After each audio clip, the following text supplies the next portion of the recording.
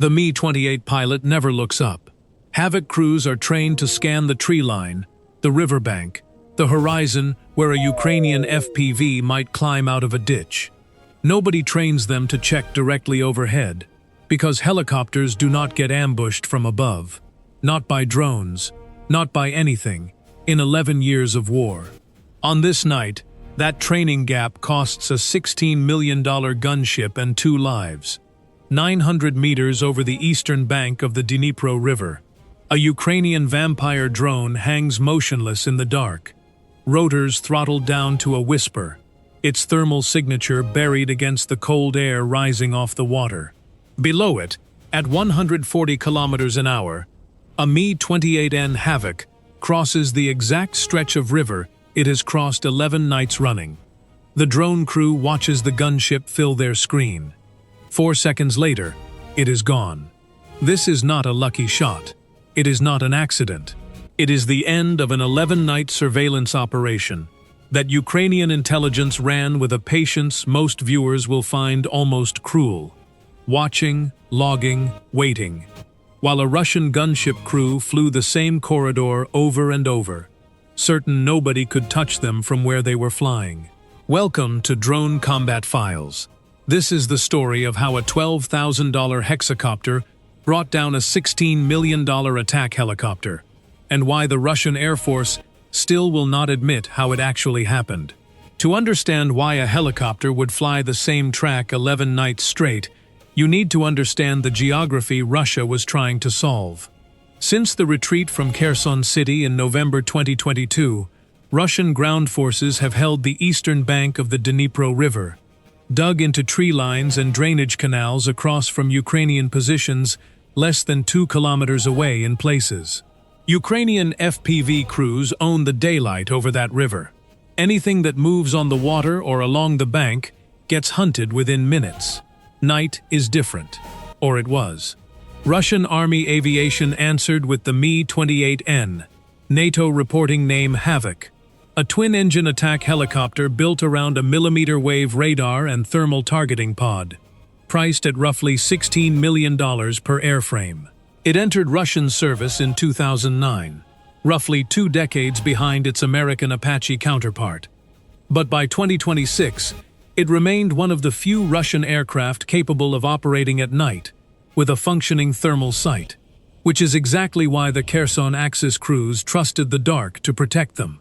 The unit flying these sorties in May 2026 was a detachment of the Russian Army's 55th Separate Helicopter Regiment, operating from a forward strip near the town of Chaplinka, roughly 40 kilometers south of the front line.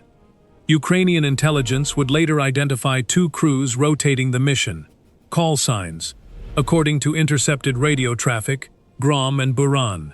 Their trick was altitude. Fly under 120 meters and hug the tree line, and a Havoc becomes almost invisible to ground-based air defense radar, which struggles to separate a slow-moving helicopter from the clutter of trees, riverbank terrain, and reflected water.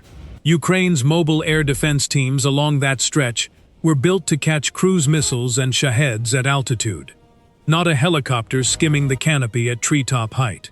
Ukrainian infantry rotating through positions across the river had learned to dread the specific engine note of an incoming Havoc, a low, uneven thrum that gave almost no warning before rockets or a 30mm cannon opened up on a trench line. Stopping these sorties was not an abstract intelligence exercise. It was measured in how many resupply runs made it across the river each week without casualties. For the first few nights in mid-May 2026, the corridor worked exactly as planned. Then a Ukrainian reconnaissance cell noticed something the Russian crews had not considered. Predictability is a weapon that points both ways. The unit was a joint intelligence and strike group operating under Ukraine's Kherson Sector Drone Command, call sign Yastrub, Hawk. Its senior analyst, a 28-year-old former civil engineer who goes by the call sign Sick, Owl, had spent 3 years building a database of Russian rotary wing movement along the river. The corridor itself ran a little over 3 kilometers, threading between a bend in the river near Zolota Balka and a stand of poplar trees the Havoc crews used as a visual checkpoint before dropping to attack altitude. On the night of May 14, 2026, one of Yastrub's long-endurance reconnaissance drones caught a Havoc crossing the same stretch of riverbank near Zolota Balka at almost exactly the altitude of a sortie logged 4 nights earlier. SIC flagged it. Nobody believed him yet. One repeat track proves nothing. I went through the Yastrub group's own after-action log for this operation, and one detail kept catching my attention. How boring it reads. Night after night, the same 3 lines: time, altitude, heading. War is not supposed to look like a train timetable. This one did. May 16, 2026, 23:41. A Havoc crosses the river near Zolota Balka at 110 meters, heading northwest, matching the May 14 track within 90 seconds of arrival time. May 18, 23:52. Same crossing point, same heading, altitude 115 meters. May 20th, 23:38, same again. SIC cross-checked the recon drone's track logs against a separate source, a network of acoustic ground sensors Ukrainian engineers had buried along likely approach routes earlier that spring, designed originally to catch Shahed launches. The sensors picked up a matching low-frequency rotor signature at almost the same timestamp on 3 of the 4 nights in question.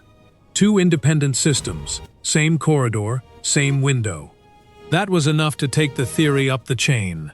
By the 4th confirmed pass, SIC's team had stopped calling it a coincidence and started calling it a corridor, a fixed, repeatable flight path Russian crews were using because it worked, and because nobody had ever punished them for using it. Confirming a pattern was the easy part. Acting on it was not. Yastrub's long-endurance recon drones could log a Havoc's track, but they could not carry a warhead large enough to bring one down, and Ukraine's mobile air defense crews near the river were already stretched covering Shahed intercepts further north. A request to reposition a Manpad's team to the Zolota Balka corridor was denied twice in May. Command did not want to risk exposing a surface-to-air team to a helicopter that might simply change its route the moment it took a single shot and missed. SIC's answer was to stop asking for permission to shoot down a helicopter and start asking for permission to drop something on top of one. The tool he wanted was already sitting in Yastrub's inventory: the Vampire, a Ukrainian-built heavy hexacopter designed for exactly one job: carrying mortar rounds and repurposed anti-tank mines over Russian trench lines and dropping them by hand-eye video feed. 6 rotors, a carbon fiber frame, a thermal camera slung underneath, and a price tag of roughly $12,000, fully equipped, less than the fuel bill for one Havoc sortie.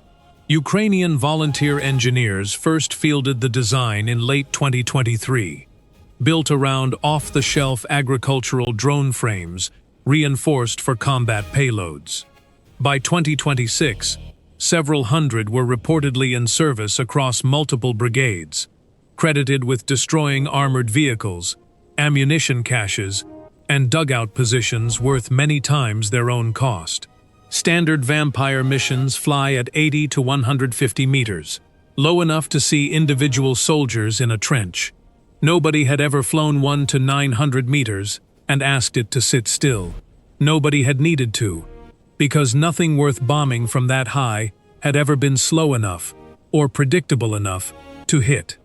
A Havoc running the Zolota Balka corridor was both. Command approved a trial for the night of May 21, 2026.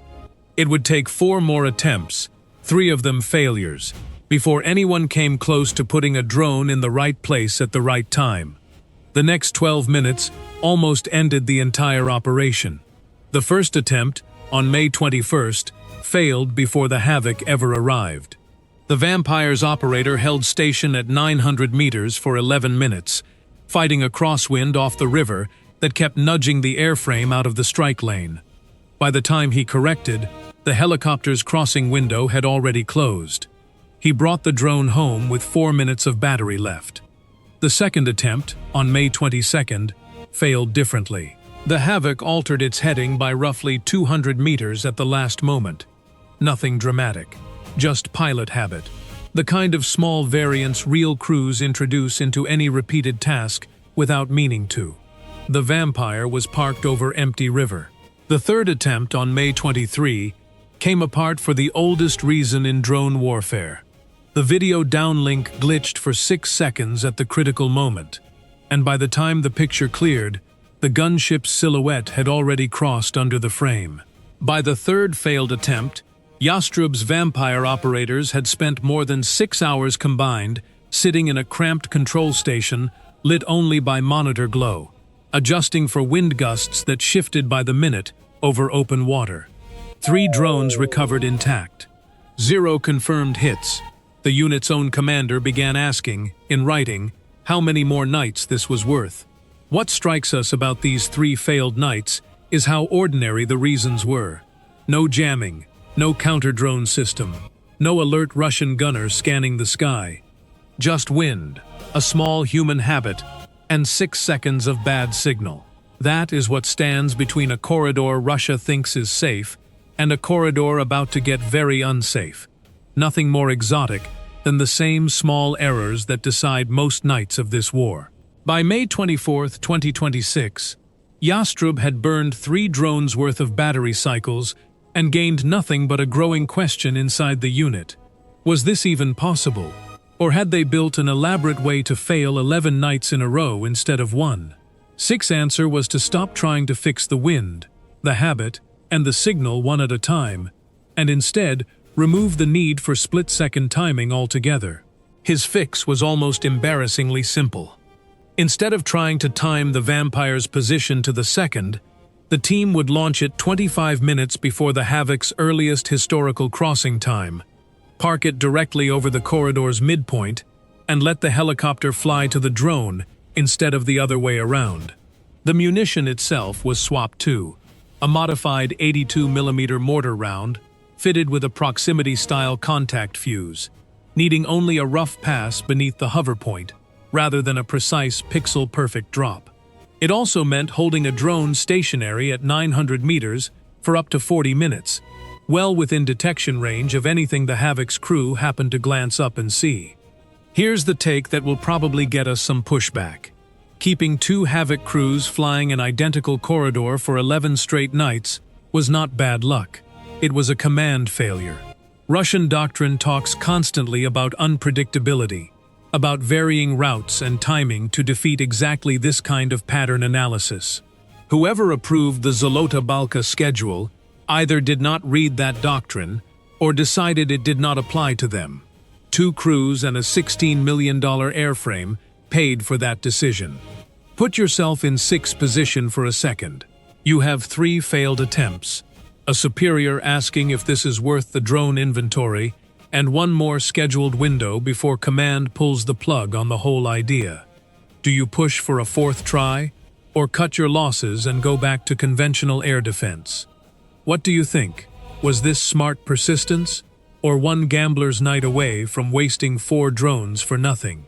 The 12th attempt was scheduled for the night of May 25 into May 26, 2026.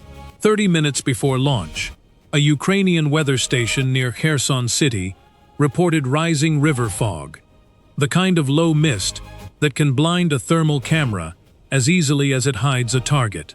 6 team had one decision to make, with no time to deliberate. Launch anyway and trust the drone's altitude kept it above the fog layer, or scrub the mission and start the whole 11-night cycle over from a corridor Russia might abandon at any moment. They launched. At 900 meters, the Vampire cleared the fog with almost 200 meters to spare. Below, the river mist rolled along the water exactly where Yastrub needed it, hiding the drone's silhouette from anyone who happened to glance up from the ground. Nobody on the Ukrainian side knew yet whether the Havoc crew would fly at all that night. Weather groundings were common. If Grom and Buran's crew stayed on the ground, 12 nights of work would end with nothing to show for it. At 23:47, on May 25, 2026, air traffic across the Chaplinka Strip confirmed it. 2 Mi-28N Havocs, call signs Grom and Buran, lifted off for the Zolota Balka run. 12th night. Same crews, same corridor. Grom's pilot ran the mission as routine. 11 nights without a single Ukrainian response had done exactly what predictable safety always does to a crew. It had made caution feel unnecessary. At 0014, on May 26th, Grom crossed the eastern bank at 118 meters, doing roughly 140 kilometers per hour, heading northwest along the tree line toward the river crossing point.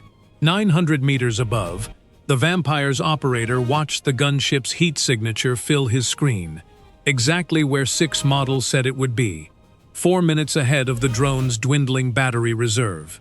Inside the ground control station, 7 kilometers from the river, the Vampire's operator kept both hands steady on the controller. A miss here meant a 4th failed attempt, a helicopter that would simply fly the corridor again in 2 nights, and a growing argument inside Yastrub about whether the whole plan should be scrapped. He had 1 shot, the munition released, 4 seconds of fall. No warning system on a Mi-28N Havoc is built to detect an object dropping from directly above. Its radar and missile approach warning sensors look outward and down toward the ground, not up into empty sky where nothing has ever attacked from before. The proximity fuse triggered roughly 15 meters above the helicopter's rotor disc. The blast tore through the main rotor assembly. Grom's Havoc pitched hard right, lost tail authority within 2 seconds, and went down into the floodplain roughly 400 meters from the crossing point, at 0014 and 22 seconds, by the Vampire's own downlink timestamp. Thermal footage from the reserve drone shows the fireball bloom white-hot against the dark river for nearly 3 seconds, before fading to a scattered debris field drifting downstream in the current. Buran's crew, flying the same corridor less than a kilometer behind, saw the fireball and broke off the mission immediately, climbing to 600 meters and turning back toward Chaplinka without completing the sortie. Ukrainian ground reconnaissance near the crossing point confirmed the wreckage within 19 minutes, cross-referencing the Vampire's own downlink footage against a secondary thermal drone that Yastrub had held in reserve specifically to document the strike. 2 crew members were listed among the dead in the initial report. No parachute or ejection sequence was recorded. The Mi-28N's crew emergency system requires altitude and time that a helicopter descending out of control at 118 meters simply does not have. Russian military channels did not release the names of Grom's 2 crew members, following standard practice for aviation losses in this war. Ukrainian sources identified the aircraft only by its call sign and tail number, logged in Yastrub's after-action file as tail 04 yellow, spotted 3 times during the 11-night surveillance window before its final flight. A $16 million gunship, destroyed by a $12,000 drone that never fired a shot in the conventional sense. It simply waited in the right place until the war came to it. Ukrainian signals intelligence intercepted Buran's radio call less than a minute after the explosion. The transcript, later declassified in part, records the pilot repeating one line 3 times. "Grom is down. I don't see what hit him. There was nothing there." There was nothing there because Buran's crew, like every Havoc crew flying that corridor, had been trained to watch the tree line, the water, the horizon. Nobody had trained them to watch straight up. The strike was over in under 30 seconds, from launch to impact. What came next took 2 more days to surface, and it did not match anything Yastrub's own footage showed. Within 48 hours, Russian Ministry of Defense channels and military bloggers had a story for what happened to Grom's crew that night. The official account, circulated through pro-Russian Telegram channels on May 27 and 28, 2026, described a night navigation error compounded by a suspected tail rotor mechanical failure, language used before for helicopter losses along this front, and never once for a loss Russia was willing to attribute to a Ukrainian strike. The problem with that story is the footage. Yastrub's downlink recording, later shared with Ukrainian military channels, shows a stationary hexacopter loitering above a moving helicopter for several minutes before the drop, a scenario that does not appear in any published Russian rotary wing threat assessment because until May 26, 2026, it had never happened. There's one detail in the after-action report that stuck with me more than the strike itself. Sykes' team logged the exact moment they realized the tactic actually worked. Not the explosion, but 9 seconds later, when Buran's Havoc visibly climbed and turned away. That's the second the corridor died. Not when the first helicopter hit the ground, but when the second one refused to keep flying it. Russian helicopter sorties along the Zolota Balka corridor stopped entirely after May 26, 2026. Ukrainian reconnaissance recorded 0 Havoc crossings at that location for the following 3 weeks, the longest gap in nightly rotary wing activity documented on that stretch of river since the corridor was first identified in mid-May. It was not just one route that changed.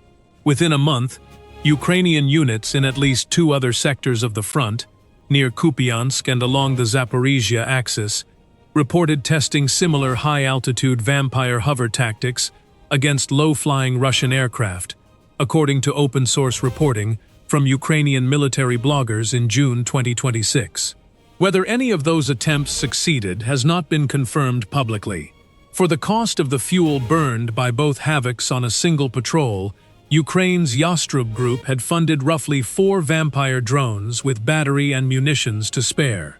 The exchange, when it finally landed, was not close. One $16 million gunship and 2 crew members lost, against a single $12,000 airframe that flew home with 6 minutes of battery remaining and was back in service within a week. Independent open-source trackers monitoring confirmed Russian aircraft losses in Ukraine had documented roughly 140 helicopters destroyed since February 2022 by the time of the Zolota Balka strike, the overwhelming majority to ground fire, man-portable air defense systems, or fixed-wing intercepts. A loss to a hovering bomber drone was, by every count available in mid-2026, the first of its kind on either side of the war.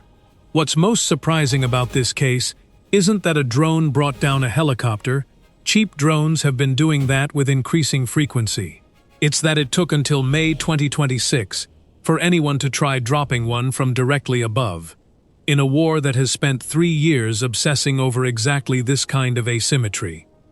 Military analysts who reviewed the footage afterward pointed out the same uncomfortable fact from different angles.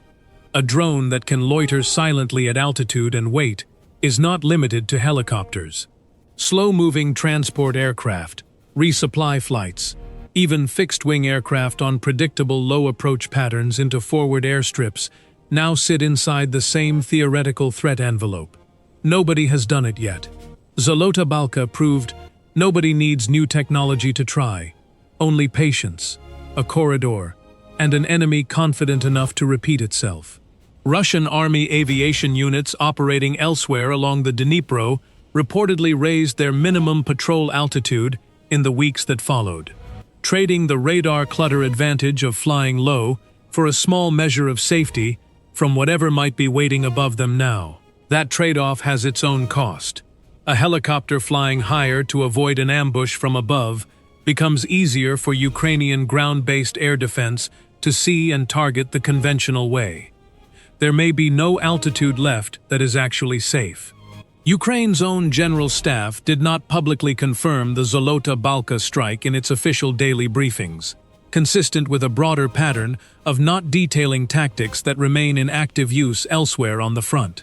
What exists publicly comes from the Yastrub unit's own released footage and matching satellite imagery, analyzed by open-source researchers in the weeks after, which showed a burned debris field consistent with a Mi-28-sized airframe at the reported coordinates near Zolota Balka. We couldn't independently verify every detail of the Kupiansk and Zaporizhia follow-up attempts for this video. The sourcing on those is thinner than what we have for Zolota Balka. If you've come across more on that, drop it in the comments. We read every one. What happened over the Dnipro on the night of May 25 into May 26, 2026, was not the end of the Havoc's war on that front. Russian crews are still flying, still adapting, still searching for an altitude Ukrainian drones haven't reached yet. But the assumption that got 2 men killed, that nothing attacks a helicopter from directly above, is gone for good. On every corridor Russia flies from here on. That's the story of the night a corridor closed. If you want to see what happened when Ukraine turned the same waiting game tactic against a Russian S-400 battery at Jankoy, that video is linked at the end of this one. If this kind of frontline reconstruction is what you come here for, subscribe to Drone Combat Files. We rebuild these operations from declassified footage, intercepted radio traffic, and unit logs, night by night, strike by strike. Drop a comment with which front you want us to cover next. We'll see you in the next one.